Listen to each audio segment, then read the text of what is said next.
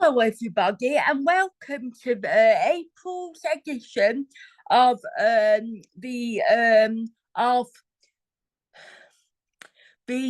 Butterfly Princess Bistro of Worldly Cuisine. This month, I'm offering you an Austrian-inspired menu where it is a three-course meal and a drink. Where I'm going to be telling you about the dish and then about the history of the dish and the drink. So for the starter dish of our April Austrian-inspired menu, I have chosen the starter dish to be of Kurbis soup, or put quite simply, it can be. It's also known as pumpkin soup, and this is a simple dish. Dish and can be found within as a typical is both a typical and traditional dish of the what is known as the Burgenland cuisine. The soup can be diced with dry and then can be diced and then served with grated or diced. Can be made with both dried or grated pumpkin flesh that flesh that is then light. That is lightly saluted with vegetables before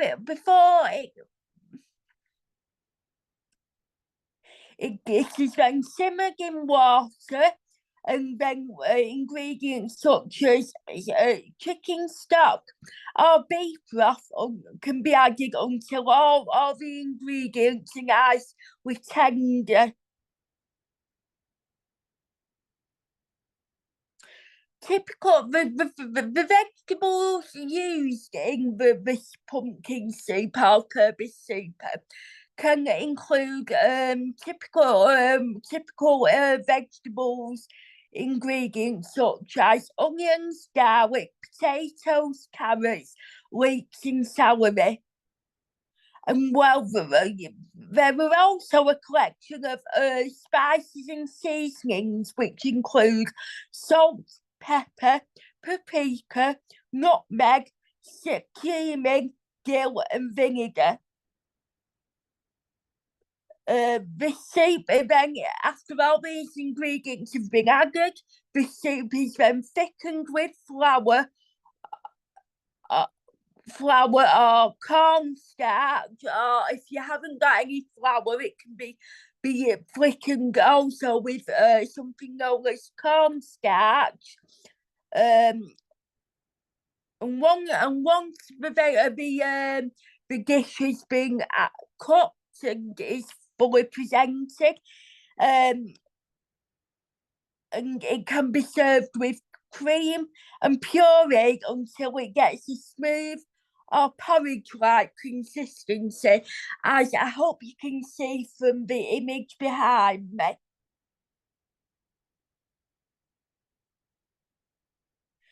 This creamy pumpkin soup dish can be enjoyed while it's still hot as an appetizer or a starter dish. This is why I've chosen it as our Austrian starter dish for this month. And it can be served alongside with things such as crispy croutons and a dollop of sour cream.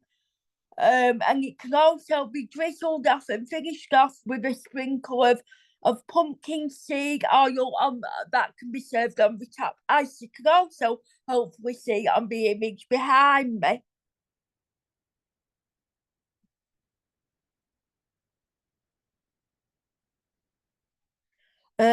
So a bit of the history of the pumpkin soup now. So different varieties of pumpkin soup originated in the country of Haiti during their fight for independence. It was firstly designed to be a statement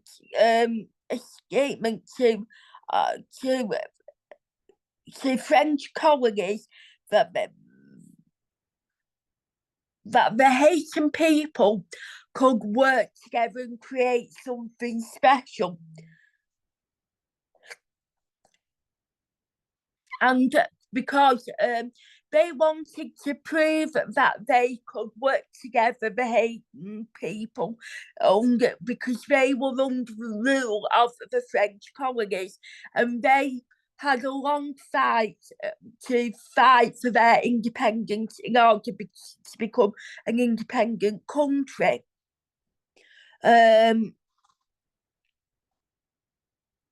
You also have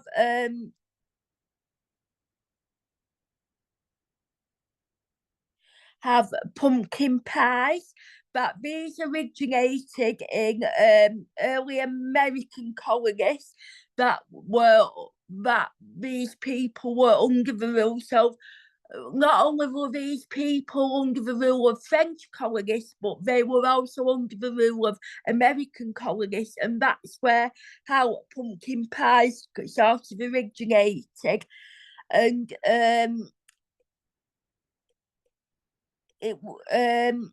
it had many similarities between the savoury soup, but it was served in a sweet.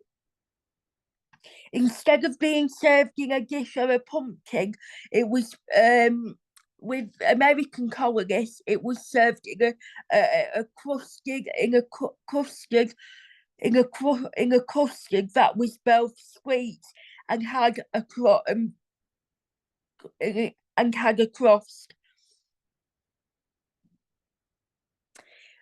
Pumpkin soup also served as a staple dish for prisoners who were prisoners of war during the in the country of North Vietnam during the Vietnam War.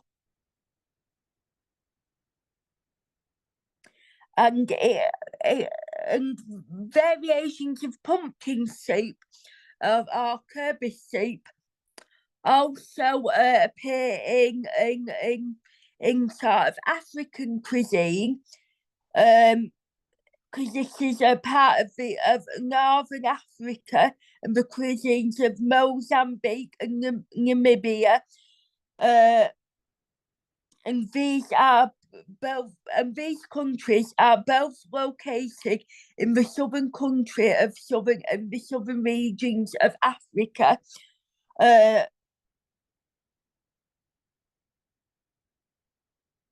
Squash soup can also be served in other countries and is also part of other cuisines.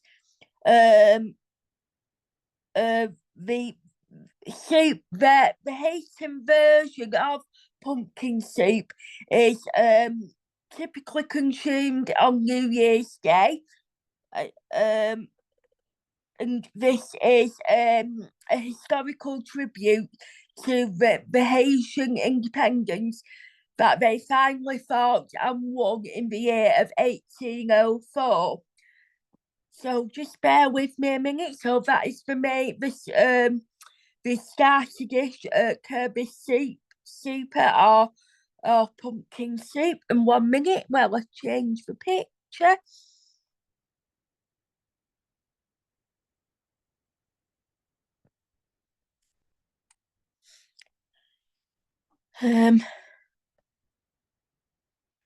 So for the main dish of our Austrian inspired menu, we have a dish that is called swine. We have a dish that's called swine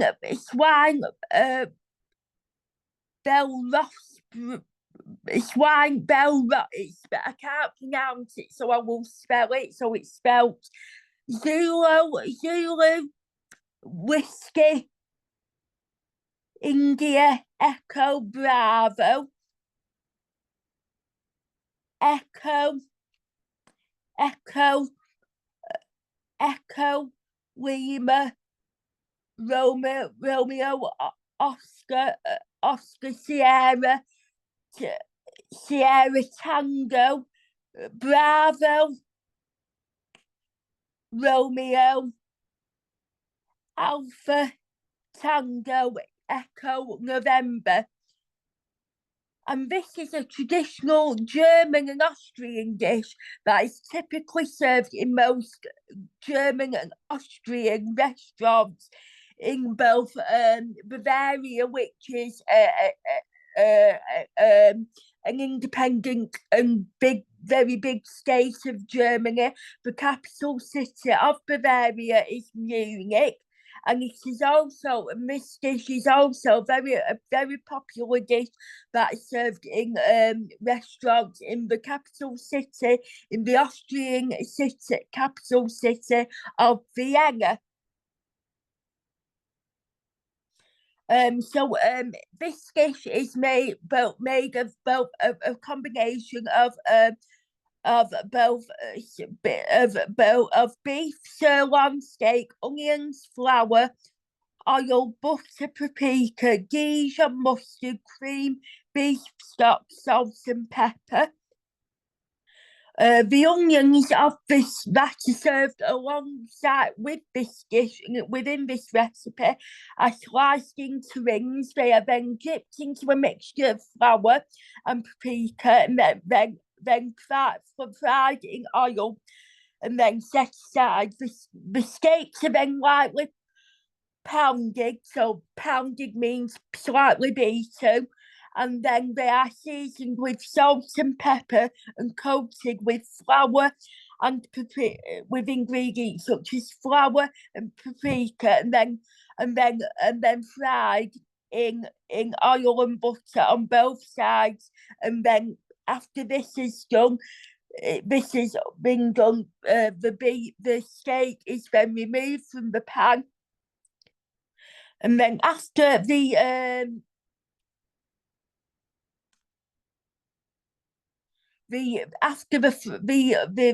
steak has been removed from the pan, whoever is cooking this dish will then turn their attentions back to the fried onions, because once you've completed that, you have to put the onions that have now been fried. They have to be returned to the pan along with ingredients such as mustard and beef stock, and the mixture is cooked until the juices are reduced, so you get a sort of like watery thick condensity.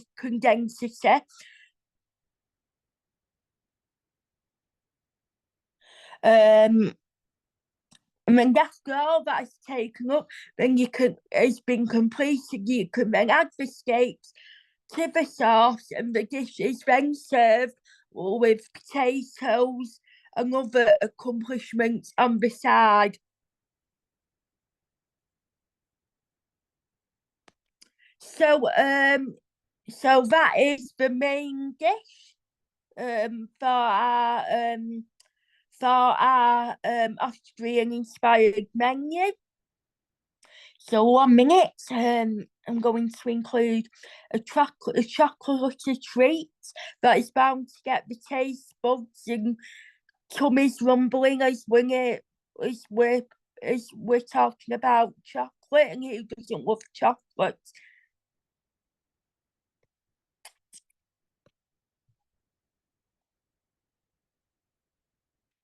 So the dish that I've chosen for our dessert dish for our Austrian-inspired menu is a dessert called Secher-Torte, and you can see. Hopefully, you can see a depiction of it behind me. It's served with cream, a dollop of fresh cream. So this is a very famous Austrian chocolate cake. So what it is a classic chocolate sponge that is obviously layered with chocolate sponge. Um, it's also thinly coated with high quality apricot jam and topped with chocolate icing.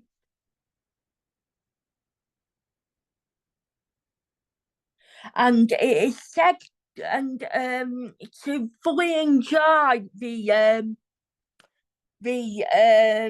to fully enjoy a serving of Secher-Torte, although um it, I presume by now your mouth is already watering by talking about, you know, the chocolate layered sponge and the apricots and the thing thing thinly layered jam that would have already got your tongue mouth watering. It has mine, but um to get an even better taste, it is best served with an unsweetened whipped dollop of whipped cream on the side. So a bit of history now. Um, so um, so the original Secher-Torte was well, it was invented in the year of 1832 by a pastry chef by the name of Franz Sacher, obviously Soccer, obviously, as it's named after him. And this was invented um, for Prince Clemens Luther Weisner, who was the state chancellor of Austria at the time of the invention. The reason why it was invented for the prince because he wanted a new cake, and Saka, who was only 16 years old at the time, obliged him by creating something new from ingredients that were readily available in the Austrian kitchen. Um, so obviously when the fans soccer obviously presented this cake to the Prince of Austria, the Prince was obviously very pleased with it, and it was a huge success, and it gave and it um and it brought the family a lot of riches, so much so that that Franz's son, who was named Edward, opened a hotel called Sacher in the year of 1876, serving the popular cake and it's still served up to this very day. Um, so if you're ever visiting the city of Vienna, which is the capital city of Vienna, and you come across the many of its coffee houses, they will have their own version of the cake, but no two cakes are the same.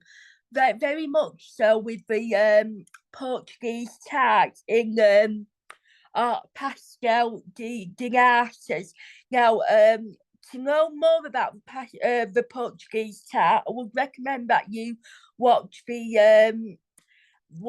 episode where I'm explaining our Portuguese inspired dish, where I tell you more about the history of the Portuguese tart. But like the similarities between the Secher-Torte cake of Austria and the Portuguese tart of Portugal, because you are bound to find many versions of the Portuguese tart in Portugal. Like you will find many different versions of the Austrian Secher-Torte cake within Vienna, but no two ones are the same, and it isn't the original. As I'm going to tell you now, that if you want to avoid confusion, if you ever are in Vienna or at the hotel where they serve this delicious, scrumptious sounding cake, then it's recommended that you look for a, the official soccer label seal on top of that is located on top of the cake, which was produced that is produced by Hotel Soccer in quantities of approximately 360,000 cakes per year.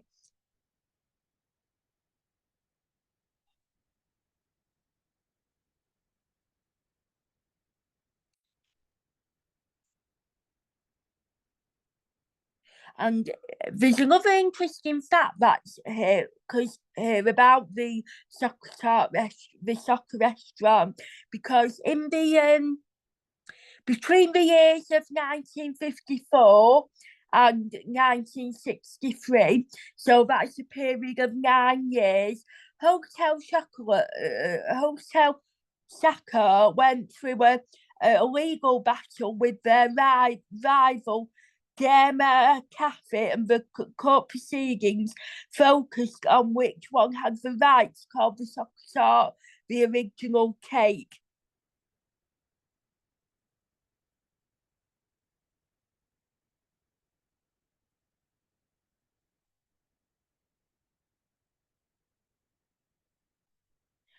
So the issue was discussed, and the many elements discussed within the issues included whether the cake should have an additional layer of apricot jam in the middle, and whether to use margarine or butter.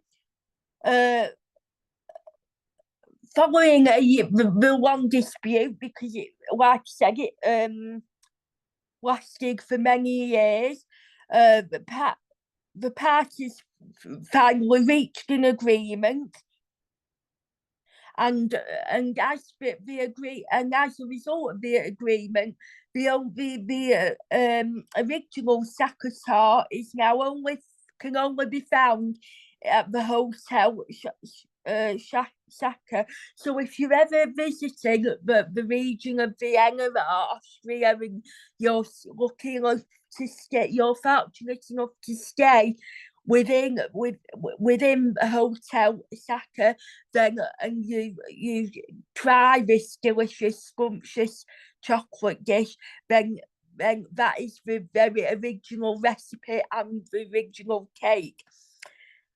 The German Cafe do have a version of this cake, but this does not include the additional layer of apricot jam, but it is still but it is still but having said that it doesn't contain the thin layer of apricot jam, it is still very, very largely popular among visitors to that cafe.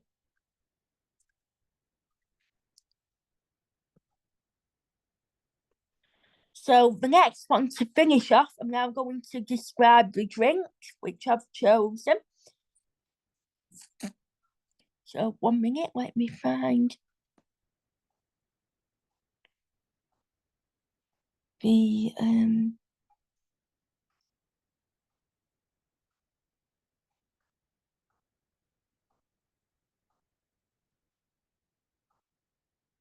so the drink that I've chosen to feature for our the drink that I've chosen to feature on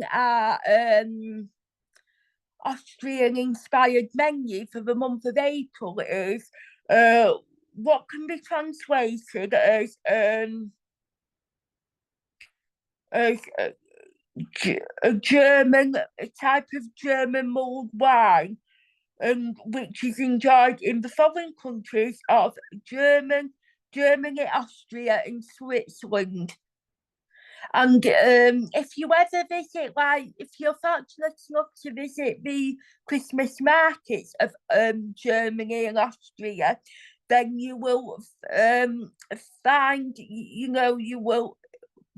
won't be surprised to find it being served at the various traditional German Christmas markets.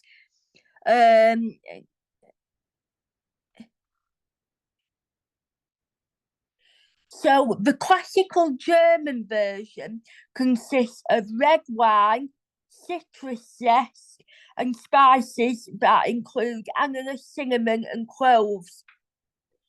It has a sweet taste consistency. The ingredients are mixed and heated and should never be boiled. Variations sometimes use white instead of red wine, and some versions come into a liquor. First bottled versions of the German mulled wine appeared in the 1950s, and often they were pre-sweetened and pre-spiced versions, later served as glut wine stands. There is another version that is very interesting. That is made up with rum soaked with a sugar loaf. Then it is suspended over mulled wine and set on fire. The sugar then melts and slowly drips into the wine. That sounds absolutely delicious. So if you ever visit any German-inspired Christmas markets, then please try this German mulled wine. It sounds absolutely delicious. Well, this whole Austria, I've got to say that I've done a few of these episodes of the Butterfly Princess show, of the Butterfly Princess Bistro of Worldly Cuisine, and I've got to say that so far up to now, that this is my favourite sounding inspired menu. So this concludes this month's episode. I hope you've enjoyed this month's instalment of the Butterfly Princess Bistro of Worldly Cuisine. Join me again in May, the first Friday of May, for our next inspired menu. But I won't be revealing the name of the country that inspires it, the next month's menu, until the Monday of the week until the Monday of the week that the episode goes out. So I will be revealing the name of the next inspired menu on the last Monday of the month, but I will not be revealing. But and then the episode where I will be describing the menu and why I've chosen it and the history will go out on the first Friday of that month. So hope you can join me for then. Until then, have a lovely rest of your week, and I will see you again very soon. Bye for now.